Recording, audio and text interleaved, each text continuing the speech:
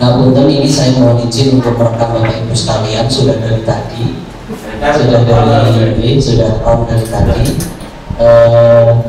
Untuk kegiatan kali ini mohon kerjasamanya, dalam artian monggo apa yang ingin ditanyakan nanti ditanyakan, karena ini merupakan salah satu proses bagi saya selaku guru penggerak, calon guru penggerak yang ada di SMP Negeri 2 Barangan untuk berkembang, untuk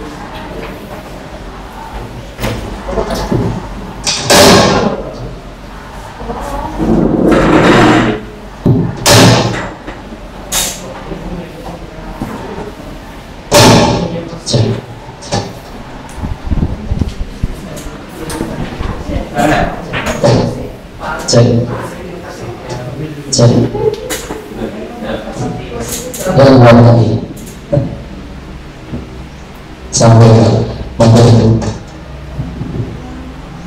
cek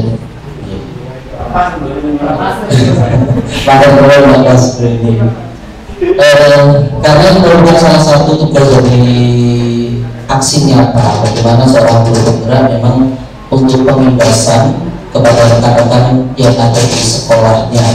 Dalam ini tentu saja SMP Barangan. Baik Bapak Ibu sekalian, langsung saja saya awali. Assalamualaikum warahmatullahi wabarakatuh. Alhamdulillah, alhamdulillah, assalatu wassalamu ala rasulillah. Liruhu ala kullihi wa kafa billahi syahida. Asyhadu an la ilaha illallah wa sallallahu Muhammadar Rasulullah. Rabbi ishrah li sadri wa yassir li amri wa hlul 'uqdatam min lisani yafqahu qawli. Amma ba'du. Yang kami hormati Ibu Yuni Purwani Wahyuningsih, SPD MWD, Kepala SMP Negeri 2 Barangan. Yang kami hormati Bapak Ibu guru rekan kami di SMP Negeri 2 Barangan. Bersyukur alhamdulillah kita menjaga kepada Allah Subhanahu wa taala karena pada pagi hari ini berkesempatan Bapak Ibu untuk ada di sini menghadiri undangan dalam rangka diseminasi aksi nyata calon guru penggerak modul 1.4 tentang budaya positif. Salam serta salam kalau kami lakukan pada junjungan kita Nabi Agung Muhammad Rasulullah SAW. Semoga kita nanti diampuni menjadi umatnya dan mendapatkan syafaatnya di yaumil akhir. Bapak Ibu sekalian, untuk kepala kegiatan hari ini kami mohon kepada Ibu ini selaku kepala sekolah dan juga pembina saya di sekolah sebagai calon guru penggerak untuk menyampaikan sambutan dan motivasi kepada kami dalam rangka diseminasi budaya positif ini. Kepada Ibu ini kami persilakan.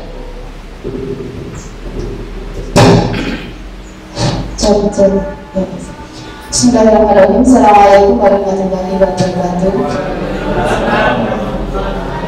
Alhamdulillah wassallallahu ala wabarakatuh. Terima kasih Pak Anota, terima kasih Bapak Ibu karena penjelasan hari ini bersedia untuk mengikuti kegiatan diseminasi atau bentuknya apa Pak Nova. Ini salah satu tugas yang diberikan kepada Pak Nova selaku calon guru penggerak untuk setidaknya tentu dalam kegiatan nanti Pak Nova akan banyak berbagi tentang bagaimana menjadi guru yang baik, pasti begitu. Bapak Ibu, semoga kita semua yang berkumpul di ruangan ini beserta dengan seluruh keluarga kita, anak-anak kita diberikan kesehatan oleh Allah Subhanahu wa taala, diberikan keberkahan dalam hidup kita. Salawat dan salam semoga senantiasa tersanjungkan kepada beliau Rasulullah Muhammad SAW. Semoga kita mendapat syafaat beliau nanti. Bapak Ibu, saya tentu tidak ingin berpanjang-panjang dalam hal ini karena nanti yang akan disampaikan oleh Pak Nova tentu jauh lebih penting daripada apa yang akan saya sampaikan. Tetapi yang pertama adalah bahwa penjenengan harus tahu untuk menjadi guru penggerak pertama harus niat dulu. Niatnya adalah ingin meningkatkan kompetensi, meningkatkan profesionalisme sebagai seorang guru. Nah, barangkali dibayangi dengan ketakutan atau barangkali karena sudah merasa berada di zona yang nyaman, kemudian mendengar bahwa kok bergerak itu pada akhirnya akan menjadi kepala sekolah, menjadi pengawas dan sebagainya, merasa lebih repot begitu. Mari kita tidak berpikirnya ke arah situ, tetapi ketika penjenengan mau menjadi guru penggerak, maka pasti kualitas pembelajaran yang penjenengan lakukan pasti lebih baik.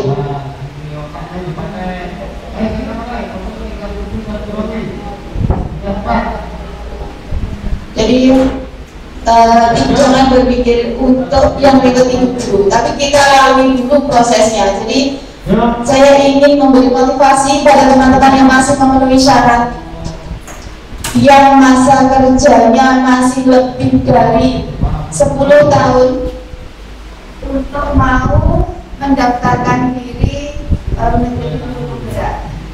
Daftar itu ya orang itu kan masih mengikuti seleksi terlebih dahulu. Tapi apa salahnya kita mencoba? Karena kalau kaki itu belum mencoba melangkah, kita yang belum tahu apa yang akan kita coba.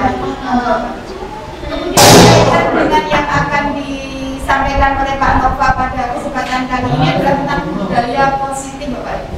Budaya positif yang dimaksud nanti adalah nilai-nilai atau kebiasaan-kebiasaan yang ada di sekolah kita yang berpihak kepada anak-anak, agar dapat berkembang menjadi pribadi yang kritis, penuh hormat dan bertanggung jawab. Nah, Bapak Ibu, tentu budaya positif yang dimaksud di situ tidak akan bisa kita laksanakan, tidak akan bisa kita wujudkan kalau kita tidak menyediakan lingkungan yang positif juga. Dan panjenengan selaku yang menjadi panutan dari anak-anak kita, panjenengan yang memberi arahan kepada anak-anak kita, maka budaya positif ini pada hemat saya pertama tentu harus sudah dimulai oleh gurunya. Bagaimana kita meminta anak-anak melakukan budaya-budaya positif kalau gurunya sendiri masih belum bisa menunjukkan budaya-budaya yang positif. Jadi ini butuh keteladanan. Bagaimana penjenengan meminta anak-anak menjadi pribadi yang kritis kalau penjenengan sendiri bukan orang yang kritis? Bagaimana penjenengan ingin anak-anak itu menjadi anak yang penuh hormat, sedangkan penjenengan sendiri tidak belajar bagaimana caranya menghormati orang lain? Bahkan kepada siswa kita juga harus memberikan penghormatan, Bapak Ibu, tentu dalam bentuk yang berbeda bagaimana orang tua menghadapi atau menghormati kepada anaknya. Jadi anak-anak itu meskipun tidak bicara, tetapi apa yang penjenengan lakukan itu semua direkam, disorot oleh anak-anak. Apakah penjenengan itu memberikan contoh yang baik atau tidak, memberikan keteladanan yang benar atau tidak, penjenengan itu patut dicontoh atau tidak, itu anak-anak mereka semua yang penjenengan lakukan. Jadi untuk bisa mewujudkan ini, tentu Bapak Ibu guru adalah menjadi ujung tombak di sekolah. Bagaimana supaya anak-anak itu menjadi anak-anak yang mampu menunjukkan budaya yang positif. Kemudian juga butuh konsistensi.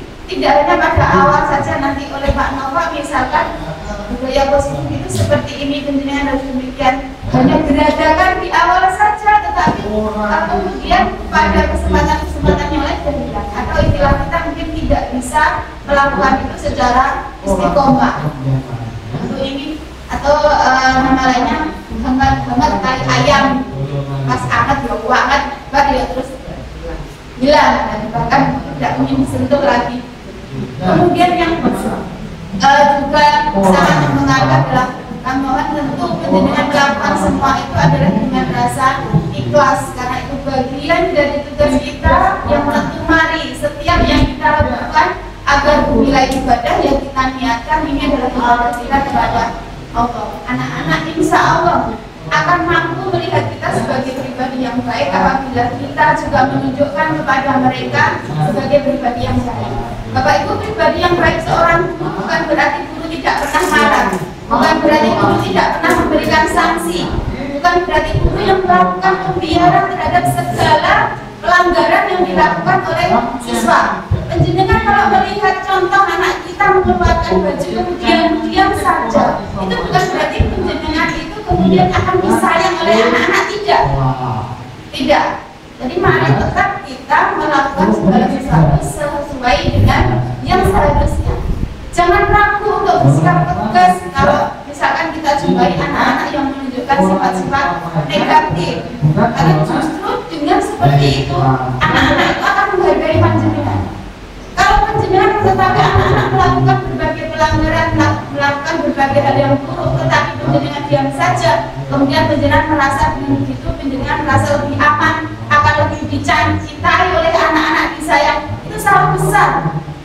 Karena anak-anak kita itu hanya memang akan mencari keuntungan di situ, tapi dalam batin mereka tetap mereka mengetahui mana guru yang care dengan saya, mana guru yang tidak mau peduli terhadap apa yang dilakukan oleh siswa. Jadi saya kira itu Bapak Ibu, monggo nanti apa yang akan disampaikan oleh Pak Nova menjadi simak dengan baik. Kemudian yang tidak kalah pentingnya adalah kemudian mencoba untuk menerapkan ini di dalam pelaksanaan pembelajaran, pelaksanaan bagaimana pembelajaran membimbing, mendidik kepada anak-anak kita, sehingga budaya positif yang dimaksud yaitu adanya nilai-nilai atau kebiasaan-kebiasaan yang menumbuhkan peserta didik menjadi anak yang bebas, kritis, penuh hormat dan bertanggung jawab, ini dapat kita capai. Saya kira itu Pak Nova, monggo teman-teman diberikan materi. Kemudian tentu apabila ada yang belum mengerti, teman-teman bisa menanyakan kepada Pak Nova. Kemudian juga kalau perlu kita diskusikan bagaimana kita bisa mewujudkan ini di sekolah kita tercinta ini. Saya kira cukup Pak Nova yang bisa saya berikan sebagai pengantar. Saya akhiri. Assalamualaikum warahmatullahi wabarakatuh. Waalaikumsalam warahmatullahi wabarakatuh. Terima kasih Ibu ini untuk sambutan dan motivasi pada kami. Baik Bapak Ibu sekalian, mohon izin untuk berdiri, mohon izin bagi dan teman-teman sekalian. Di kesempatan kali ini, sebelumnya saya mengawali dengan menyepakati yang oleh Ibu tadi, bahwasanya budaya positif tentu sebenarnya sudah ada di sekolah kita. Itu bisa dilihat dari mana prestasi yang ada di SMA Negeri 2 Parangan itu sudah nampak. Prestasi yang nampak itu tentu saja tidak hanya dari sedikit proses, artinya ada proses yang sudah tertata, proses yang matang, proses yang benar-benar sudah direncanakan sehingga memiliki hasil yang luar biasa. Bapak Ibu sekalian, di modul guru penggerak, terutama di bagian modul 1.4 ini semacam pukulan keras untuk saya selaku calon guru penggerak, karena apa yang sudah saya lakukan selama ini ternyata di modul ini semacam umpama soal itu saya mendapatkan nilai hampir sekitar 20 saja. Jadi apa yang sudah saya lakukan? Karena di modul pertama itu adalah pola pikir dari Ki Hajar Dewantara. Di calon guru penggerak yang menjadi motor utama adalah pemikiran Ki Hajar Dewantara. Bagaimana seorang guru, posisi seorang guru di sekolah itu mengantarkan murid-murid mereka sesuai kodrat mereka, kodrat alam dan kodrat zaman. Ini sebuah kalimat simpel, tapi kalau diuraikan luar biasa. 6 bulan ya cukup, bahkan bisa 9 bulan tidak selesai, dan bisa dilaksanakan sepanjang hayat. Karena untuk menjadi penuntut itu prosesnya itu sangat susah. Ada beberapa hal mungkin di titik tertentu Bapak Ibu sudah melaksanakan. Mohon maaf selama di sini mungkin saya juga mengamati apa yang sudah Bapak Ibu lakukan. Saya ambil contoh misal, Bu Murni sudah memiliki anak untuk dijadikan wakil ketika ada lomba atletik. Dari wakil yang dipilih itu, tentu Bu Murni sudah memilah dan memilih anak ini bakatnya apa, anak ini kemampuannya di mana. Nah, dari proses itu sebenarnya guru itu berperan sebagai pembelajar dan pembelajar. Saya sepakat juga yang disampaikan Bu Windy, bahwasanya kita itu murid itu itu tidak ada tanggung jawab sama sekali kepada kita. Dalam hal harus menghormati, harus dan sebagainya itu tidak ada di posisi ini. Kita harus memposisikan bahwasanya guru itu menghamba pada murid Bapak Ibu sekalian.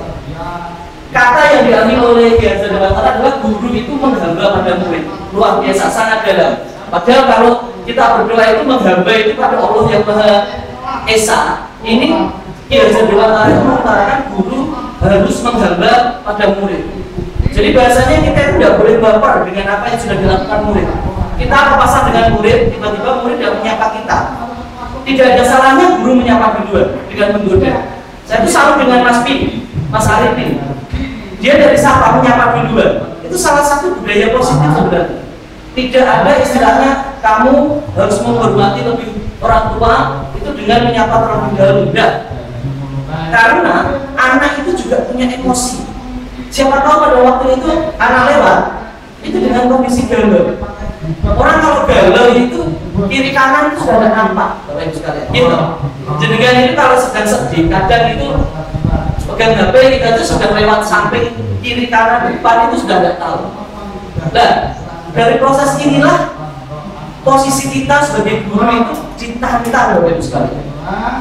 Makanya budaya-budaya positif yang ada di sekolah kita itu merupakan nilai-nilai atau kebiasaan-kebiasaan yang sudah ada, di mana semuanya itu berpihak pada murid, berpihak pada peserta didik. Tujuannya adalah agar mereka dapat berkembang menjadi pribadi yang kritis, penuh hormat, dan bertanggung jawab tanpa adanya tuntutan. Jadi kita nggak perlu memberitahu anak-anak, itu apa toh? Itu ada tuntutan dari kita. Artinya guru itu harus dituntut. Guru menuntut agar mereka menyapa duluan. Kita nggak perlu seperti itu. Jadi mengalir otomatis bahwasanya nanti ketika disiplin budaya positif itu sudah muncul, anak dengan secara otomatis akan saling menyapa. Bahkan bisa bareng guru dengan murid. Bisa dibayangkan Bapak Ibu betapa luar biasanya kondisi sekolah kalau seperti itu. Bahkan kebiasaan anak yang mengeluarkan baju ketika ada kita langsung memasukkan, itu nanti akan hilang dengan sendirinya. Dalam artian mereka akan terbiasa dengan memasukkan baju ada atau tanpa ada guru di situ. Nah, mungkin di sini karena sudah terbentuk ya, saya melihat hanya ada beberapa saja anak yang seperti itu yang terbiasa baju dikeluarkan. Nah, yang biasanya harus dirubah dalam sebuah lingkungan itu tentang cara pandang, paradigma guru zaman dahulu dengan paradigma guru zaman sekarang. Sebenarnya Ki Hajar Dewantara pola pikirnya itu sudah dipakai oleh guru-guru zaman dahulu, tapi masih ada sedikit unsur kontrol dari guru, lebih banyak kontrol dari guru. Sementara kurikulum kita itu kan kurikulum merdeka, yang mana bahasanya aja merdeka, berarti tidak ada himpitan paksaan dari pihak manapun, otomatis semuanya. Sehingga harapannya nanti akan muncul disiplin dari anak yang akan memberikan efek pada anak itu memiliki budi pekerti yang baik. Ranahnya sampai nanti budi pekerti yang baik. Nah, di proses ini Bapak Ibu sekalian, kita itu sering memanfaatkan istilahnya peran kita sebagai guru. Bapak Ibu sekalian bisa mencoba menggenggam ini sebuah gambaran. Kita itu menggenggam koin lah, neker yang bulat. Ketika ada teman yang memaksa untuk membuka di genggaman tangan kita, kalau kita tidak berniat untuk membuka, itu akan susah, gitu. Tapi kalau kita tanpa paksaan aja niat buka, ya buka sendiri, tutup sendiri. Nah, itu harapannya dari murid muncul seperti itu. Perasaan untuk aku itu loh, disiplin tidak ada yang memaksa. Ya sudah, saya pengen baju tetap dimasukkan, saya pengen sepatu saya hitam semua, saya pengen terlihat rapi. Itu dari anak, bukan dari kontrol orang lain atau kontrol Bapak Ibu guru. Itu teori kontrol yang dijelaskan di sini Bapak Ibu sekalian. Nah, menurut KHD, Ki Hajar Dewantara itu sering disingkat KHD. Tujuan pendidikan yaitu menuntun segala kodrat yang ada pada anak-anak agar mereka dapat mencapai keselamatan dan kebahagiaan yang setinggi-tingginya, baik sebagai manusia maupun sebagai anggota masyarakat. Oleh sebab itu pendidik hanya dapat menuntun tumbuh atau hidupnya kekuatan kodrat yang ada pada anak, agar dapat memperbaiki lakunya, bukan dasarnya, karena dasarnya tadi kodratnya, dan tumbuhnya kekuatan kodrat anak. Jadi minat dan bakat. Kalau dijabarkan ranahnya sudah sampai di sini. Kodrat alam dan kodrat zaman itu minat dan bakat. Tugas guru seperti apa? Tugas guru adalah menuntun bakat anak ini seperti apa. Minat, jadi mereka itu bukan hanya sebuah botol kosong, tapi sudah botol yang sudah ada isi. Tinggal nanti kita kasih label aja. Labelnya mau Cleo, Aqua, atau apa itu dari Bapak Ibu sekalian. Menuntun ke arah itu sampai mereka memiliki nilai-nilai ciri khas. Mineral ada manis-manisnya, Aqua itu kan punya ciri khas masing-masing. Oleh karena itu Bapak Ibu, kontrol tadi yang saya maksud di awal tentang genggaman jari tadi, genggaman pada apa yang kita genggam itu, kontrolnya ada pada diri kita yang akan kita sampaikan juga kepada murid-murid. Dan caranya seperti apa? Itu yang paling susah. Apa teori aja ini? Caranya seperti apa? Ini yang sering terjadi. Guru mengontrol murid. Kritik. Kita kan biasanya memberikan kritik ya. Membuat orang merasa bersalah, dapat menguatkan karakter. Mas, gak ingat kok gimana ibumu memberikan Allah. Kamu gak ngesaknya waktu apa yang kamu lakukan. Itu membuat mereka merasa bersalah. Dan itu sering saya lakukan Bapak Ibu. Dan ini salah ternyata. Itu salah ternyata Bapak Ibu sekalian. Itu kurang tepat diberlakukan pada anak. Karena efeknya kurang baik. Terus yang berarti yang harus dilakukan apa? Memberikan kekuatan positif. Ini pemikiran-pemikiran kita nih. Yang paling sering kita lakukan dia paling bawah. Orang dewasa memiliki hak untuk memaksa.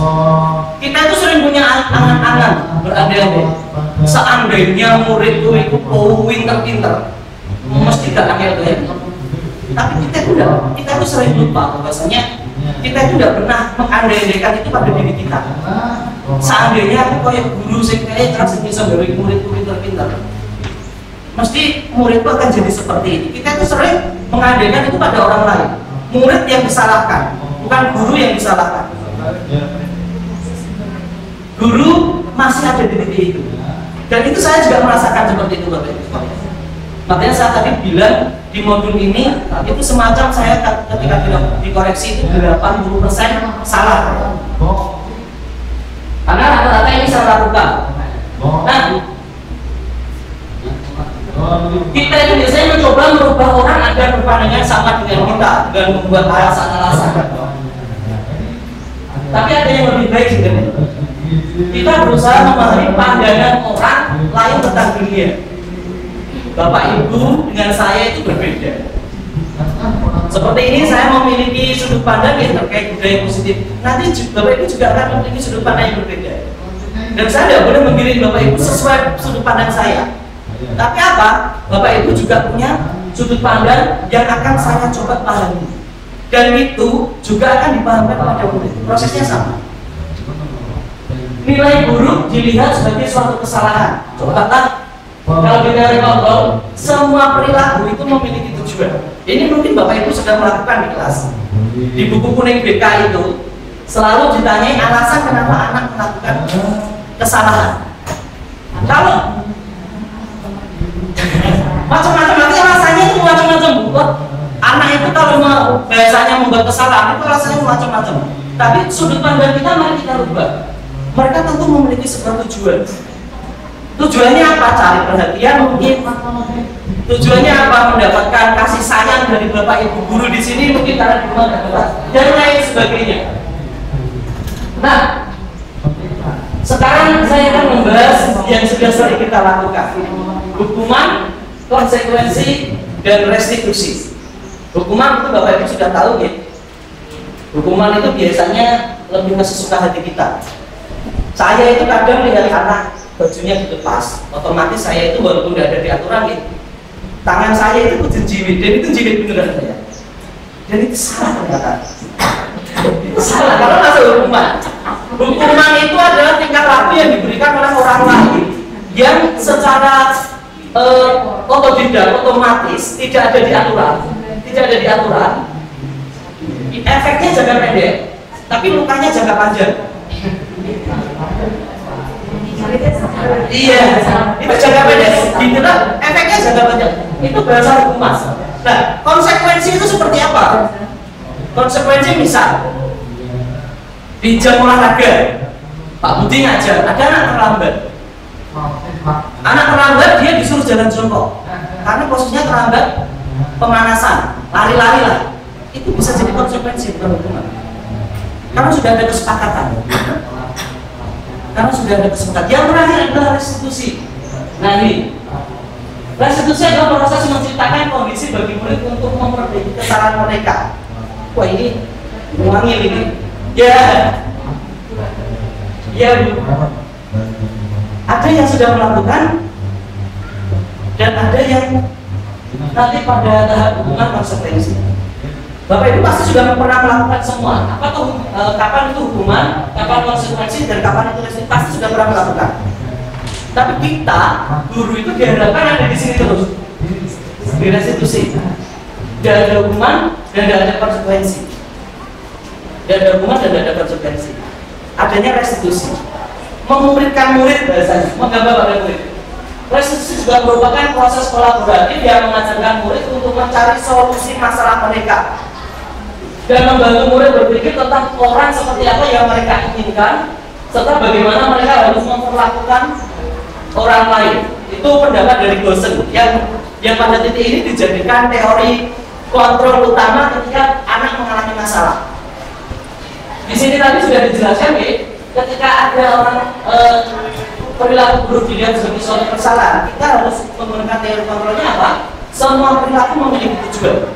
Kita kembalikan ke semua perilaku memiliki tujuan. Kaitannya dengan ini apa? Kalau hukuman, kita itu terkadang tidak menerima. Terus nggak usah kakek alasan, biasa. Yo, tendang mungkin. Paling gampang. Kita tidak menerima alasan. Kalau dikonsultasi, kadang kita masih menerima alasan. Nah, kenapa kau pakai sepatu putih? Kan harus dilarang. Soalnya lupa basah dan sebagainya. Itu masih di konsekuensi. Ya wes tak poin. Itu masuk konsekuensi. Karena kamu melanggar aturan ini. Nah, yang paling susah adalah restitusi. Banyak yang tidak beres. Nah, sebelum kita membahas penerapan restitusi itu, hukuman dan konsekuensi harus sudah jelas. Hukuman tadi Bapak Ibu sudah tahu ya, rasanya jangka waktunya pendek, efeknya panjang, loratinya hitam. Itu hukuman. Konsekuensi anak mungkin akan menerima, tapi hanya di lingkungan sekolah aja. Di luar dia akan lepas. Karena kan aturan rambut nggak boleh disemir hanya di sekolah. Di luar kan nggak ada aturan itu. Mereka di luar masih. Nah, restitusi harapannya apa? Anak itu memiliki budi pekerti yang baik. Oh iya ya, di usia segini itu belum pengerti udah artis. Sarulah kalau mau pakai rambut disemir. Jadi di sekolah atau di rumah ada orang tua atau tidak ada orang tua, ada guru, tetap berperilaku berbudi pekerti. Itu gambaran KHD terkait seperti pola pikir terhadap pelayanan terhadap anak. Ini yang dimaksud identitas gagal dan identitas sukses dari hukuman, konsekuensi, dan restitusi. Kalau hukum identitas gagal, Bapak Ibu tahu identitas, KTP itu juga merupakan identitas ya. Nama saya Nova, jenis kelamin laki-laki dan sebagainya. Dimanapun itu sama, ngakunya seperti itu. Dimanapun itu identitas sukses Bapak Ibu. Gambarnya seperti itu. Nova di sekolah ini dengan Nova di lingkungan luar atau dimanapun ada orang nggak atau nggak ada orang, itu ya seperti ini karakternya. Santun, misal contoh gitu. Nova itu santun, ini contoh aja. jangan diprotes, santun, rapi, alim gitu. Dimanapun nomor akan seperti itu. Contoh guru, ini contoh aja. Itu identitas, berarti identitasnya sukses. Dan bagaimana identitas itu bisa sukses? Saya berani ngaku nama saya Nova dimanapun, kan tidak ada tuntutan dengan nama saya. Iya, bakalan biji, itulah dicat kita. Karena tidak ada tuntutan yang sudah, identitas gagal itu seperti apa? Kaitannya dengan hukuman tadi Bapak Ibu. Yang saat di slide sebelumnya, anak tertib ketika dia takut pada hukuman tok, itu masih masuk identitas gagal. Dan efeknya jangka panjang tadi, korban mendapatkan keadilan bahasanya masih korban. Saat ini jelas perilaku pasif agresif meningkat, jadi mereka menunggu momen aja kapan bisa untuk counter attack, memukul balik. Ada di sini anak-anak yang membuat counter attack itu entah kenapa bahasanya sampai menulis di meja dan sebagainya terkait guru. Itu berarti ada sesuatu yang berkaitan dengan hukuman. Sistem tidak akan berjalan bila murid tidak tahu hukuman itu. Kalau ada bocah terus tidak boleh lebih, ya tidak ngefek apapun. Kan jadi tidak boleh lewat pagar, tetap tambah lebih. Iya, karena mereka itu sistem hukuman. Jadi penggunaan hukuman biasanya ada efek kekurangannya. Apa kekurangannya? Tidak berlaku untuk anak-anak yang sudah mulai hidup tinggi, biasanya gitu. Iya, masa kalau juga ada nabil itu nggak ngefek. Kalau dilarang rokok, tambah rokok dan sebagainya, semacam tes. Sementara itu tidak sukses. Di konsekuensi itu harus sesuai karena kalau sudah ada catatannya. Anak telat dan dia harus ke ruang guru, isi izin dan sebagainya. Sistemnya dia akan merupakan tadi saya sudah guru, jadi nggak masalah lah, sudah selesai masalahnya. Karena ada nyaman, karena ada konsekuensi itu. Makanya efeknya itu jangka pendek itu. Dan itu doa Yesus misal praktek, akhirnya hanya akan diminta strategi. Dan terakhir harus dilakukan monitoring. Dulu harus membawa catatan, aktivitas, monitoring, konsekuensi Bapak Ibu. Hukuman dari siswa ini konsekuensi. Dan restitusi ini yang tingkat paling tinggi. Siswa yang salah mendapatkan ganti. Siswa yang salah, tapi dia tenang, dia tahu caranya. Anak punya masalah, ya, tidak tahu caranya, efeknya tambah bermasalah. Anak punya masalah, tahu cara penyelesaiannya, efeknya apa? Anak bisa menyelesaikan masalahnya. Anak punya pengalaman untuk membantu temannya, dan anak itu punya kepribadian yang meningkat. Oh ternyata bisa ya, ternyata sudah mulai dewasa. Itu restitusi. Masalahnya terpecahkan. Belajar bertanggung jawab terhadap perilaku dan lain sebagainya. Nah, ini disiplin itu biasanya apa Bapak Ibu? Yang biasanya kita kenal disiplin itu apa? Sesuai aturan, tata tertib. Berarti jam 7 harus jam 7 gitu ya. Pengertian disiplin apa Bapak Ibu? Kalau menurut sesuai tata tertib, sesuai aturan, itu kontrolnya masih orang lain Bapak Ibu sekalian. Itu belum disiplin. Itu dia masih takut terhadap hukuman tadi, takut terhadap konsekuensi. Disiplin di sini apa? Kemampuan memerintah diri sendiri dalam mengontrol dan menguasai diri untuk memilih tindakan yang mengacu pada nilai-nilai yang kita hargai dengan penuh tanggung jawab tanpa perintah orang lain. Di sini penekannya adalah tanggung jawab dan tanpa perintah orang lain. Tanggung jawab apa? Misal murid tanggung jawabnya adalah masuk jam 7. Soalnya tanpa aturan, ketika dia sudah bertanggung jawab, itu harus tumbuh dari dirinya sendiri, itu disiplin. Kalau masih ada kontrol jam 7 nggak masuk telat dihukum, dia takut masih itu, dia berarti belum disiplin. Walaupun dia datang jam 7 kurang. Disiplin yang utama adalah itu, kemampuan memerintah diri dalam mengontrol dan menguasai diri. Merdeka yang sebenarnya menurut diajarkan disiplin seperti ini. Nah, anak-anak kita harapannya seperti yang sudah kita lakukan kemarin, kegiatan P5 itu kan menjadi cerminan dari apa yang diharapkan oleh kurikulum Merdeka pada anak-anak kita.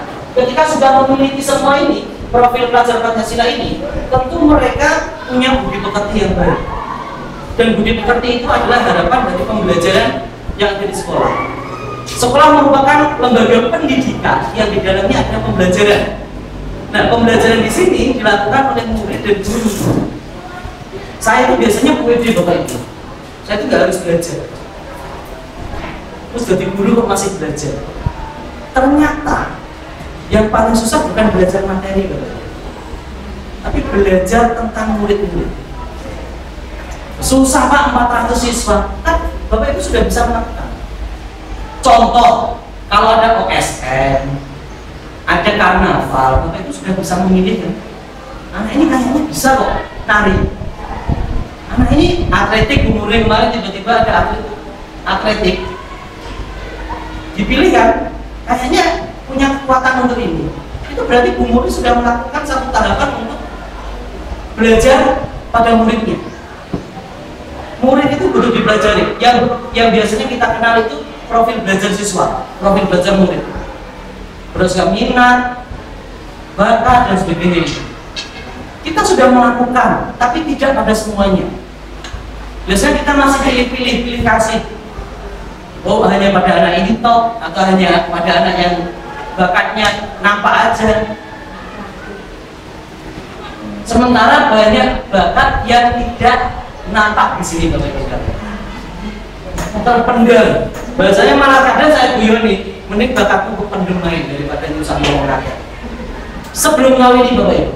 Nah, tugas kita berarti apa? Kembali ke tujuan KHD tadi. Sesuai kodrat anak itu bakatnya apa? Itu yang dikembangkan. Tapi kan ada pelajaran matematika Pak. Itu nanti ranahnya sebagai pembelajaran berdiferensiasi ya. Anak ada kekurangan pelajaran ini, kelebihan pelajaran ini, tak senang dengan keramaian, senang dengan visual dan sebagainya, itu ranahnya sudah pembelajaran diferensiasi. Tapi dasarnya di sini, di profil pelajar Pancasila ini. Kalau anak sudah menumbuhkan karakternya, kodrat-kodratnya, itu akan lebih mudah bagi Bapak Ibu sekalian. Motivasi berperilaku manusia. Bapak Ibu ada yang pernah memberikan hadiah ketika pelajaran? Sering ya?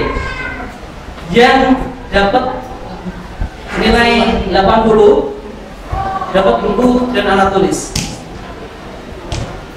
Ada satu pernah seperti itu ya? Ada satu kalimat bahasanya gini, penghargaan yang menghukum. Keren, saya juga baru tahu. Karena saya kemarin yang PPG itu anak-anak yang saya ajak syuting itu saya janji ini hadiah juga. Ternyata itu salah. Padahal saya itu sudah berpikir untuk meningkatkan motivasi anak-anak dengan diberikan hadiah akan meningkatkan gitu ya. Ternyata itu salah juga. Salah. Untuk menghindari tidak nyaman atau hukuman itu motivasi eksternal. Biasanya anak berlaku baik tadi. Untuk mendapatkan imbalan dari orang lain atau institusi. Ini motivasinya masih eksternal dari luar. Tidak boleh ada. Saya kembalikan Bapak Ibu ini di pemikiran KHD ini. Pemikiran KHD terhadap posisi siswa. Iya betul, bahasanya kita itu harus tanpa pamrih. Murid juga diposisikan seperti itu. Baik anak-anak nanti yang mendapatkan 100 akan mendapatkan ini. Itu salah. Karena motivasinya hanya untuk mendapatkan ini. Dan itu menghukum Bapak Ibu. Kenapa bahasanya menghukum? Karena dia akan terbiasa dengan pengharapan seperti itu. dia akan kecewa. Ataupun ketika itu diberlakukan, kita itu kadang lupa pada teman-teman yang lain. Teman-teman yang lain akan merasa, karena anak yang dapat nilai 80-an 100 sampai 100 itu biasanya punya anak-anak itu aja. Anak-anak itu saja yang selalu dapat 20 ke bawah, 50 ke bawah, ya itu saja juga. Tidak meningkatkan motivasi. Kadang nanti akan malah muncul, dia gue, aku bisa ngelengi diri itu dari anak-anak yang lain. Seperti itu Bapak Ibu. Nah, itu ada kaitannya dengan kebutuhan dasar manusia. Kebutuhan dasar yang paling utama dari manusia yang di tengah ini adalah survival, bertahan hidup. Itu yang utama. Nah, lainnya kasih sayang itu, kasih cinta kasih sayang dari orang lain dan diterima di lingkungannya. Terus penguasaan, butuh aku kilo, mau lanang, penguasaan. Kesenangan, harus fun. Pelajaran ini tidak menyenangkan, nanti dia butuh kesenangan. Itu nanti jadi alasan anak ini bermasalah. Dan kebebasan, dia merasa terkekang. Ada pemegang dan ini dibutuhkan. Ya bebas, ya seneng, ya cinta kasih, penguasaan, survival, bertahan hidup itu. Kalau dirangkum jadi saat itu bahasanya duit. Kalau sudah punya duit nanti ini gampang semua. Kalau saya balik, ini bagus. Kalau terus, nah berarti dia butuh ini kebebasan ini. Anaknya. Posisi itu ada di mana dulu? Ketika kita misal pembelajaran, guru itu kan tadi tugasnya menuntun. Ada anak bermasalah. Yang kita kembalikan tadi adalah kita itu nggak boleh berpikir bahwa anak bermasalah, perilaku buruk anak itu dinilai sebagai kesalahan. Kembalinya di sini. Dan yang harus kita pikirkan itu apa? Anak ini pasti punya tujuan deh, kayak apa ya?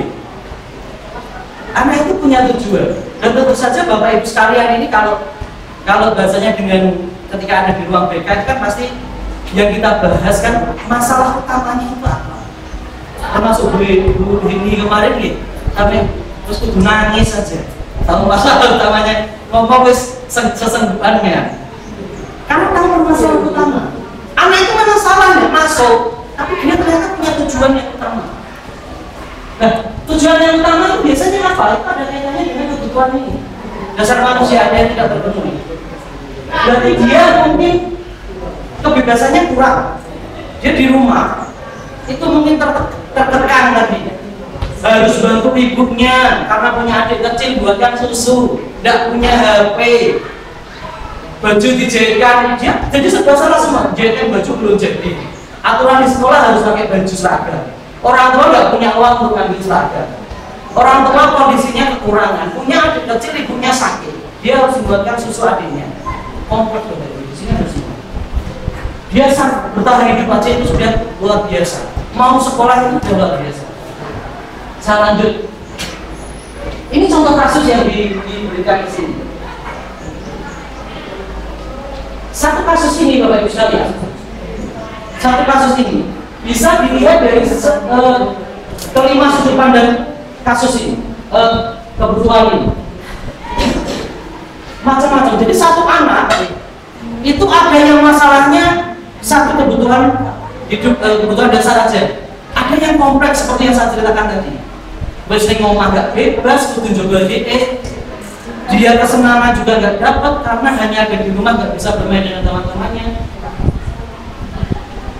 kurang kasih sayang, terus nggak ada yang mengakui kondisinya. Itu kompleks dasar guys. Posisinya ada di sini Bu ini. Kompleks masalahnya itu. Di rumah itu jogo adik gitu ya, gak bebas jadi. Apa itu dari nembek koncone orang iso, gak seneng. Gak bisa jalan-jalan ibu karena sakit pisan. dia juga harus bertahan hidup, nunggu mau masak nggak bisa, ikut orang lain nggak nyaman. Ini benar kasus yang terjadi di Bu ini kemarin ya, saya ceritakan langsung aja. Belum, sebentar.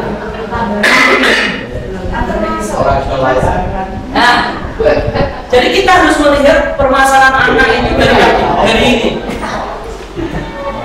Kaitannya dengan kebutuhan dasar manusianya.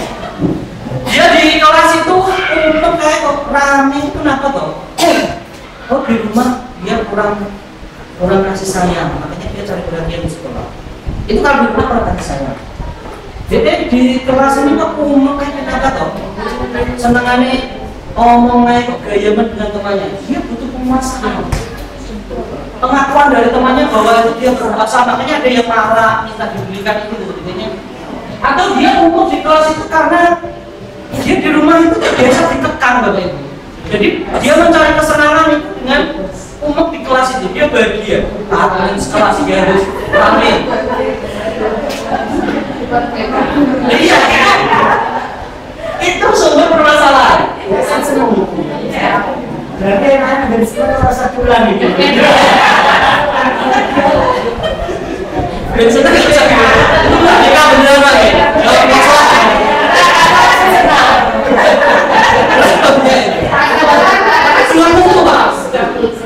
Ada anak itu yang butuh untuk diajar. Nah, itu masalahnya. Kaitannya dengan yang awal tadi Bapak Ibu. Ketika kita menjadi guru yang menuntun kodrat tadi, itu pasti akan diharapkan. Bahasanya, kapan ngajar kelas kita lagi Bu? Bisa gitu. Itu sebuah kalimat yang berharga dari anak. Itu yang berharga. Berarti kita diharapkan oleh anak. Sampai tahu di ruang guru kosong nggak ada orang. Alhamdulillah.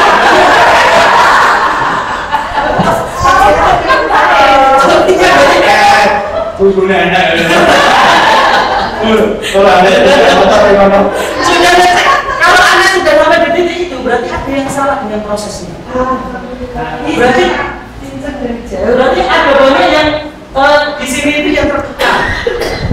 Dia nggak ada kasih sayang mungkin ketika pelajaran, nggak ada kesenangan dalam pembelajaran, nggak ada pengakuan terhadap dia. Makanya pujian kecil itu juga penting anak-anak.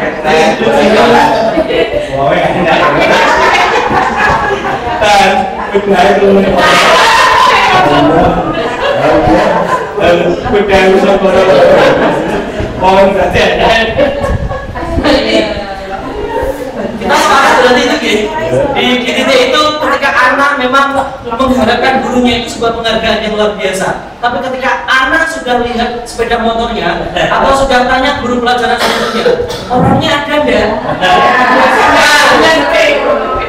Berarti itu ada sesuatu yang harus dipecahkan Bapak Ibu. Ini juga mungkin koreksi untuk saya juga. Konteksnya ada sebenarnya memang tujuan diseminasi ini loh Pak, itu untuk menceritakan ini.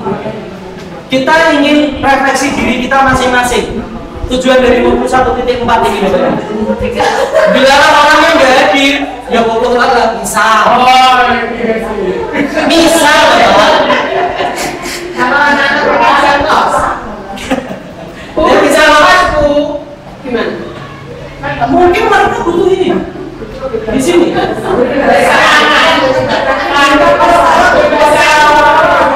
Kesenangan dengan bahasa. Nah, bukan jalur turutin.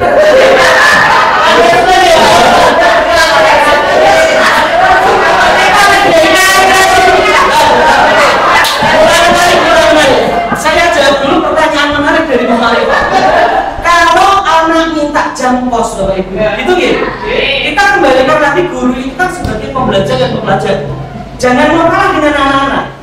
Kasih jam kosong, tapi kasih trik juga. Triknya apa? Dicari tahu di sini dulu. Dia itu sebelum pelajaran itu mungkin sudah boring ya. Anaknya satu hari misal full pelajaran yang mengandalkan pikiran, matematika, bahasa Indonesia, semua contoh pakai, bahasa Inggris, IPA, anak itu pasti Boring. Nah, bahasanya dia juga punya kapasitas gitu. Dia cari tahu dulu dia butuh apa. Butuh kebebasan. Boleh dikasih jam kosong, tapi dengan syarat. Kita tugas itu nggak melulu tentang menyelesaikan LKS, nggak melulu tentang menyelesaikan soal. Buat lebih menarik, silakan ke perpus, carikan satu artikel, nanti kumpulkan sambil senang-senang. Tunggu es tidur di ruang OSIS.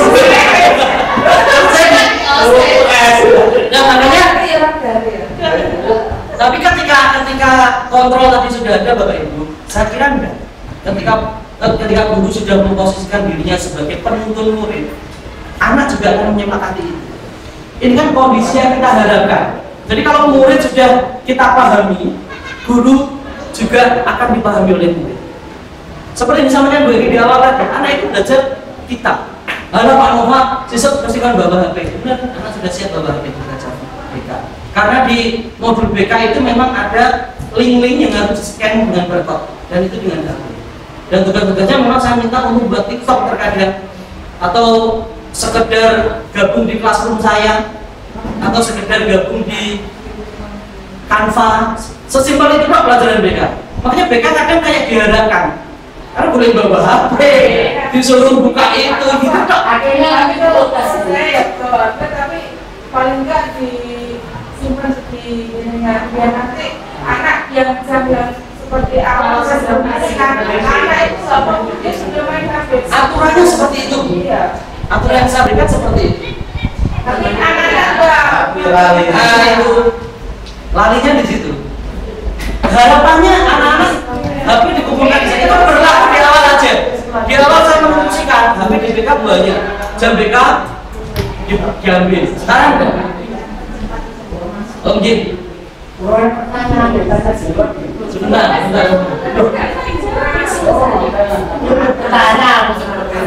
Jadi intinya Bapak Ibu, semua yang dilakukan anak itu motivasinya harus dari dalam.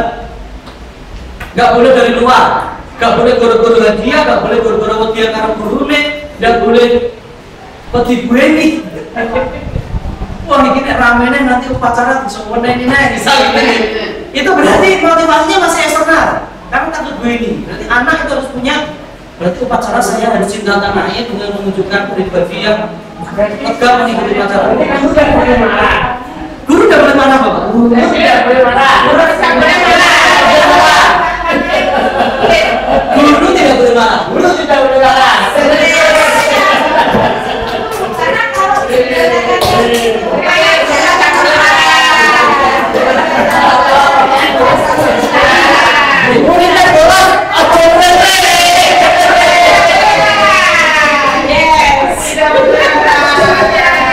bahasanya begitu makanya di awal tadi saya bilang 80% saya itu dipukul balik sama modul 1.4 ini.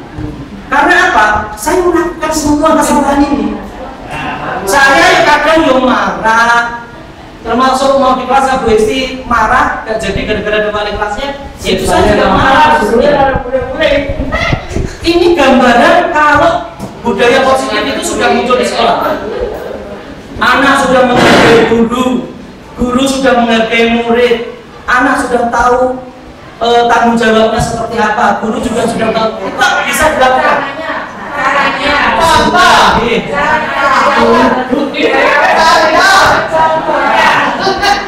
Ini yang biasanya kita lakukan. 5 posisi kontrol guru. Urutannya ini. Guru yang pertama adalah penghukum. Apa itu guru penghukum? Yang kedua, pembuat merasa bersalah. Biasanya ini kalau kita ngomong.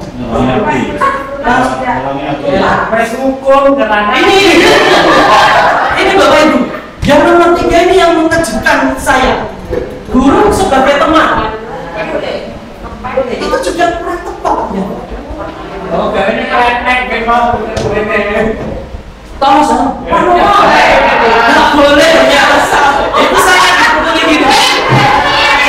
normal anak-anak gitu kan ya, normal dan sebagainya dengan bahasa kadang non formal ke saya, itu saya tetap menerima itu salah juga. Padahal harapan saya itu dengan teman mereka lebih terbuka gitu ya, disalahkan pemantau sebagian yang mengocek perhatian dengan murid positif nilainya ada masalah itu kurang tepat tapi kurang pas. Yang paling pas apa? Ini sebagai manajer sebentar jadi tapi kok galak sih Mas Doi, guru galak, manajer galak dan sebagainya. Nah ini Pak Penghukum ini Bapak Ibu patuhi aturan saya, awas ya kamu selalu salah. Ini tiba-tiba penghukum seperti ini, nada suaranya itu tinggi, mata melotot, jari-jari sudah menunjuk, sudah mesti berkaki-kaki. Ini tiba penghukum. Ketika diberi guru, ketika memposisikan sebagai penghukum, aneh itu dia kan punya ini. Ngomong enggak? Loro, alhamdulillah. Lah gurune loro ya alhamdulillah. Itu karena ini Bu. Arna itu ternyata menyimpan marah. Marah yang disimpan itu lebih berat daripada yang langsung dikeluarkan. Dan mendendam juga. Isoku kalau bawa mobil itu gurunya mobilnya dioret-oret. Gede ini, itu ngomong ngerti, lorok ngomong sekali itu, lorok ya alhamdulillah ya. Ada lagi pembuat merasa bersalah. Pak Nova kecewa sama kamu nih. Pak Nova sudah percaya bahwa sama kamu kemarin sudah janji. Ingat ibumu. Jangan seperti itu juga. Dia cerita katanya ibunya itu gak pernah memberi. Pak saya itu habis dimarahin sama guru ini. Katanya ibu saya itu gak pernah ngajari saya. Ibu saya sudah meninggal loh Pak. Dia itu cerita sampai nangis. Saya ikut tunggu ibu. Tapi dia ceritanya itu ikut tunggu ibu, tapi dia nangis. Maksudnya itu ditenggelam. Depan jadi ibuku meninggal. Alasannya itu dia membuat rasa bersalah. Ibunya Beni. Kalau orang tua kamu tahu nanti seperti apa, itu saya sebenarnya menggunakan ini. Dan ini cekut. Ya Allah.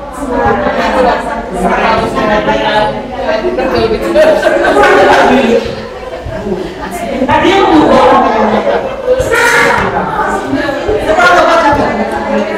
ini kita di gurunya teman aja kurang tepat. Memantau dan terakhir manajer. Terus aku disuruh memantau teman-temanku itu terus piye mana tak pantau minggu Kurang tepat sebenarnya. Foto doang Bapak pas. Nanti Bapak aku mantau. Ada hati.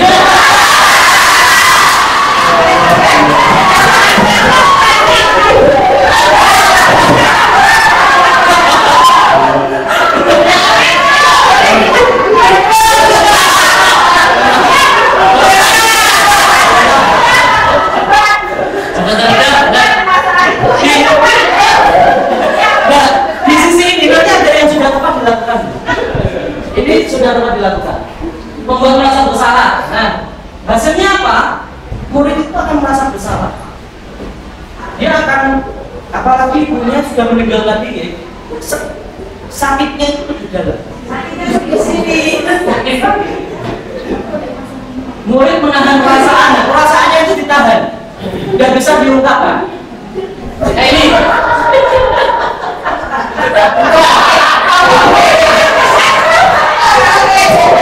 Guru jangan, guru ini kalau itu antara guru antara kepala sekolah dan guru yang jelas ada aturan pemerintah yang jelas berarti beda. Besok kali ini ya semua Pak. Ini dari sana. Ini dari sana. Ini saya langsung kopi ini saya potong aja. Kenapa sih kita harus ganti kurikulum? sadar brandingnya, kita menggunakan pemikiran konsep pemikiran pendidikan siapa? HD. HD itu mestinya dari dulunya sudah ada kurikulum KHD. Kenapa baru sekarang munculnya KHD? Betul, saya sepakat dengan Pak Arif. Pertanyaan itu pun saya sampaikan. Saya tanyakan juga ke PP. Jawabannya simpel. Kurikulumnya kan harus berubah. Nah, ini kan dulu sudah ada diajar Juwantono ya. Iya. Selama yang dulu kurikulum mulai 57, 52 sampai 54 sampai KPK sampai K13 sampai kurikulum yang kemarin ada COVID-19 sudah sampai sekarang. Just dulunya menggunakan konsep pemikirannya siapa?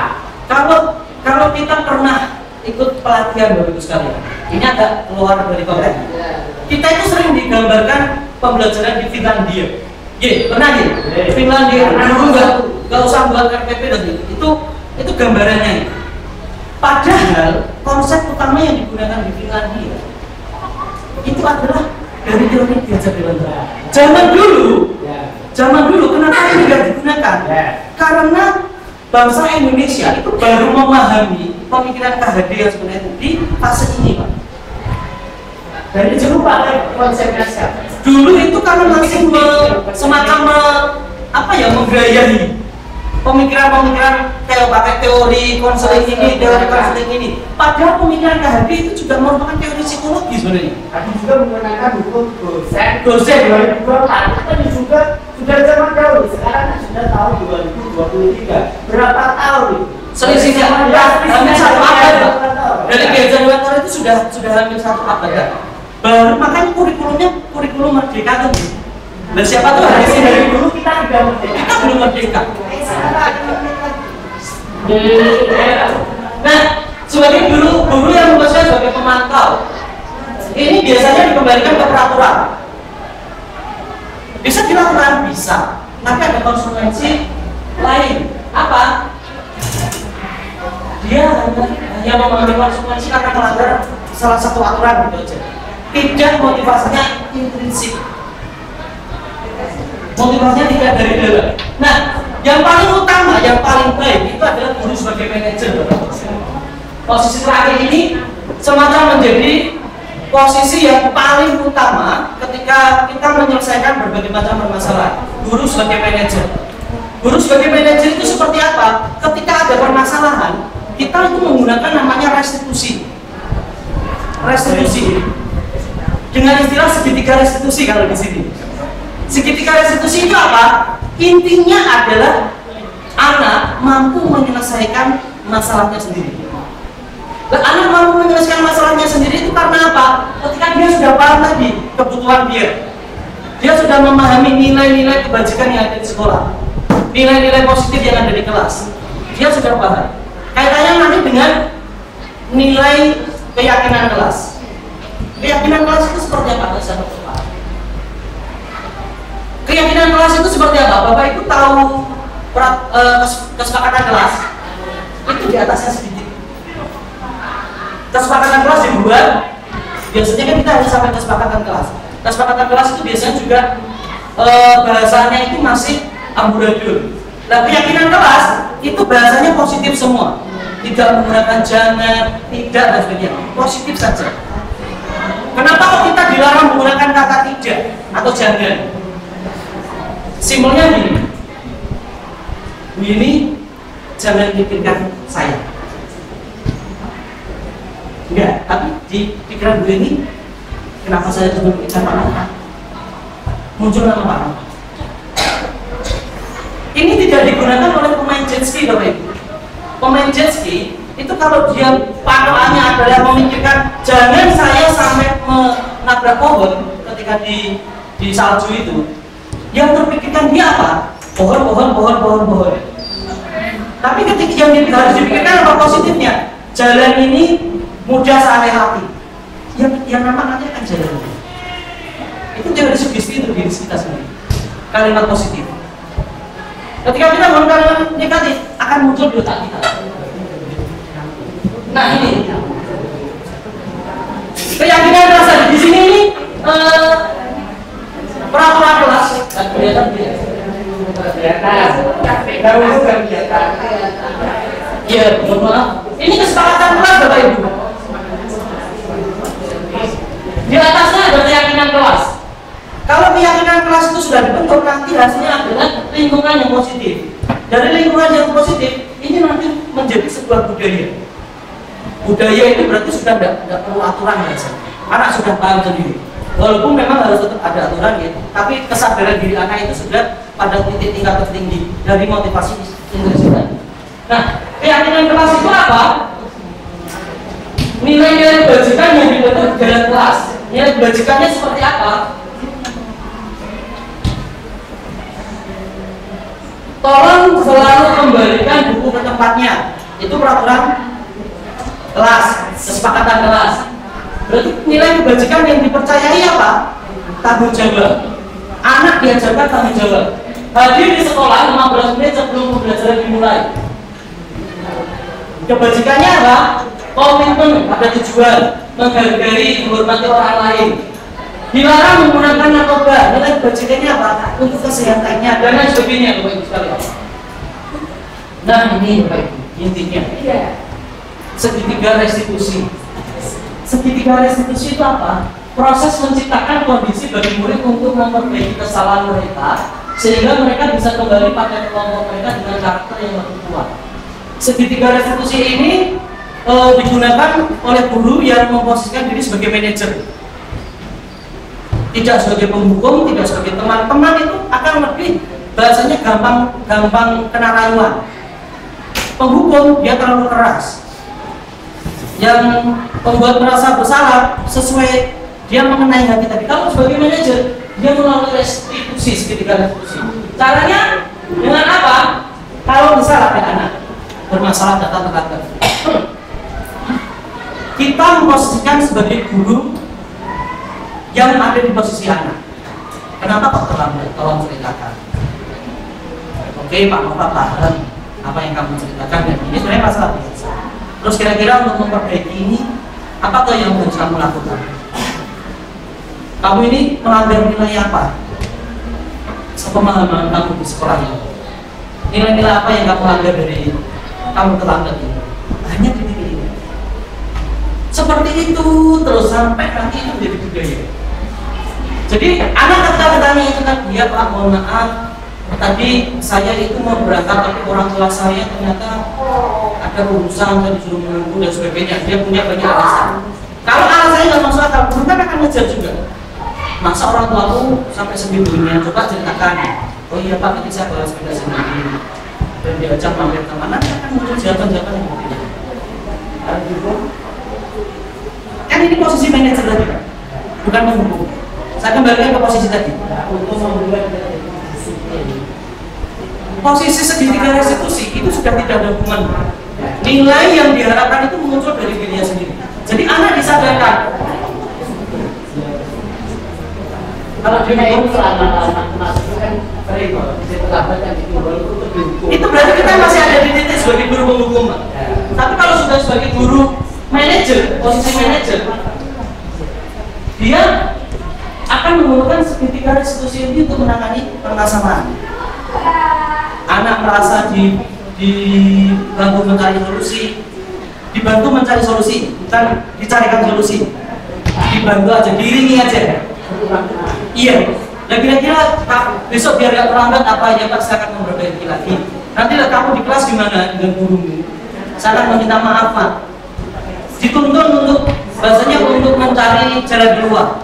Itu segitiga restitusi Bapak. Di sini. Nah, pertama dilakukan validasi tindakan yang salah. Diyakinkan tindakan itu salah atau benar dengan cara tadi. Terus ditanyai, kenapa kok sampai seperti itu? Terus menanyakan keyakinan apa yang kamu langgar, nilai kebajikan apa yang kamu langgar? Oh saya kurang berkomitmen dulu, saya kurang disiplin dulu. Terus menstabilkan identitas ya sudah. Semua anak memang bisa ada di posisi kamu. Sekarang harus gimana? Itu adalah contoh dalam segitiga restitusi. Kalimatnya seperti ini.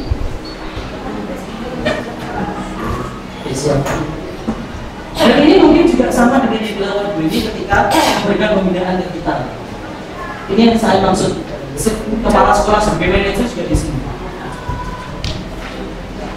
Bapak-bapak memang materi yang kita bahas ini kaitannya dengan desainnya sangat menarik, tapi yang kita sudah mengambil 1 jam dari mungkin kalau teman-teman memang benar-benar merasa bahwa apa yang disampaikan Pak Bapak itu ternyata sangat penting, sangat menarik untuk diskusi, tanya jawab, kita kurangi begitu, kita bisa menyempatkan lagi di jam yang lain, karena ini kita sudah ngambil jam anak-anak kita 1 jam. Dan ini kan ternyata sangat menarik ini. Saya senang kalau Bapak Ibu nanti bisa terbuka, dan yang lebih penting nanti kemudian mencoba menerapkan apa yang sudah disampaikan oleh Pak Bapak. Sesuai ingat ya, ini yang menerapkan tidak perlu kesukaan bukan kepala sekolah. Dan tadi sudah di awal sudah membatasi itu Bu. Ini guru dan murid atau kepala sekolah dengan murid posisi kita mengambil pertemuan seperti itu Bapak Ibu. Semoga di lain waktu ada kesempatan lagi. Mari belajar bersama, memahami murid menjadi guru belajar dan pembelajar. Terima kasih atas kesediaan Bapak Ibu sekalian. Terima kasih Bu Edi. Kurang lebihnya mohon maaf. Assalamualaikum warahmatullahi wabarakatuh. Monggo bergabung dengan guru penggerak.